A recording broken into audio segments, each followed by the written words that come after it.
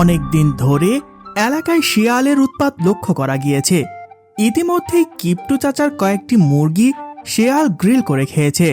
হাদা, অনেকদিন পর আমরা একটা গুরুত্বপূর্ণ দায়িত্ব পেয়েছি, তাই না? মন্দ বলিসনি, শিয়াল ধরার মতো কঠিন ও মহৎ কাজ কয়জনেই বা করতে পারে। তা ঠিক, আমরা শিয়াল ধরতে ধরতেই একদিন দেখবি সিংহ শিকার করে ফেলেছি। মচৎকার ভাবনা। আরে গাধা, এটা মজুতকার নয়, এটা হবে চমৎকার। ওই হলো আর কি। তা আমরা কিভাবে শিয়াল ধরার ফাঁদ পাতবো, কিছু ভেবেছিস? ভাবিনি বললে ভুল হবে। প্রথমত মুরগি দিয়ে ফাঁদ পাতবো। নিশ্চয় মুরগির লোভে শেয়াল ফাঁদে ধরা দেবে। তাহলে চল কর্পোরেশন শুরু করি। এটা কর্পোরেশন নয় রে হাদা, এটা হবে অপারেশন। ওই হলো আর কি, এটাকে বলে টাঙ্গ অফ স্লিপ, বুঝলি? কি উল্টাপাল্টা বলছিস রে? এটা হবে স্লিপ অফ টাং হাদা। আসলেই তোর সাথে থেকে থেকে আমি বেশ ভালো ইংরেজি শিখছি, তবে বলার সময় একটু বিউটিফুল থাকতে হবে, এই যা। খোদার দোহাই তোর, মচৎকার ইংরেজি বন্ধ কর। আবারও কি মিসকেট হয়েছে? এটা মিস্টেক, আর বিউটিফুল নয়, কেয়ারফুল থাকবে। ঠিক আছে ঠিক আছে, এবার চল কাজে নেমে পড়ি। তার পূর্বে একটি মুরগি লাগবে।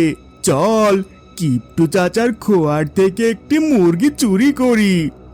শেয়ালের জন্য মুরগি, তা আবার কিপ্টু চাচার ঘর থেকে? এ যেন কইয়ের তেলে কই ভাজা গোধা। ঠিক বলেছিস, চল তাহলে।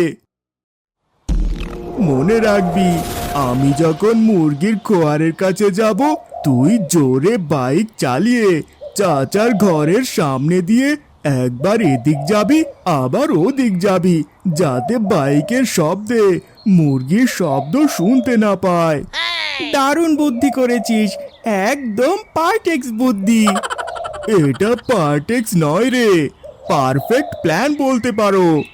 Let's go ahead, thanks dear, no fear. হাদা গোদা মুরগি ধরতে কিপ্টু চাচার বাড়িতে অভিযানে যায়। কিছুক্ষণের মধ্যেই সফল অপারেশন শেষ করে ফিরে আসে। এদিকে হাদাগোদার বনের ধারে গাছের নিচে মুরগি বেঁধে ফাঁদ পেতে গাছের ওপরে উঠে অপেক্ষা করছে শেয়ালের জন্য। ওই পথ ধরে গিট্টু বাড়ি যাচ্ছিল, ভাবলো এই মুরগিটা এখানে কেন। যাগে নিয়ে যাই, আজ ভরিব যাবে। যেই ভাবা সেই কাজ, মুরগির রশি খুলে নিয়ে চলে যাচ্ছে। কি রে গোদা, কিছু করবি না? চুপ কর, একটু পরেই মজা দেখবি। শেয়াল ধরবি না? না, কারণ শেয়াল ধরতে এসেছি কেন? মুরগি চুরি করেছে বলে। এখন গিট্টু কি করলো? মুরগি চুরি? শেয়াল যে মুরগি চুরি করেছে আমরা কি দেখেছি? না, দেখিনি। কিন্তু গিট্টু যে মুরগি চুরি করেছে তা কি আমরা দেখেছি? দেখেছি। তাহলে আগে কাকে ধরবো? গিট্টুকে। চল তাই করি। হাদা গোদা গিট্টুর বাড়িতে চুপি চুপি ঢুকে দেখে গিট্টু পুকুরে গোসল করছে আর বউকে বলছে তাড়াতাড়ি লুঙ্গি গামছা দিতে। গিট্টুর বউ রান্নাঘর থেকে বেরিয়ে যেই পুকুর ঘাটে যাবে, অমনি মুরগি রান্নার পাতিলটা নিয়ে কেটে পড়বো। ভাবতেই ভালো লাগছে, আজকে পেজগি ভাবির রান্না করা মুরগি দিয়ে ভোজন করব। যেই ভাবা সেই কাজ। গিট্টুর বউ যখনই পুকুর ঘাটে গেল, অমনি হাদাগোদা রান্নাঘর থেকে মুরগির পাতিল নিয়ে হাওয়া। তা হাদা, মুরগি কি দিয়ে খাবি?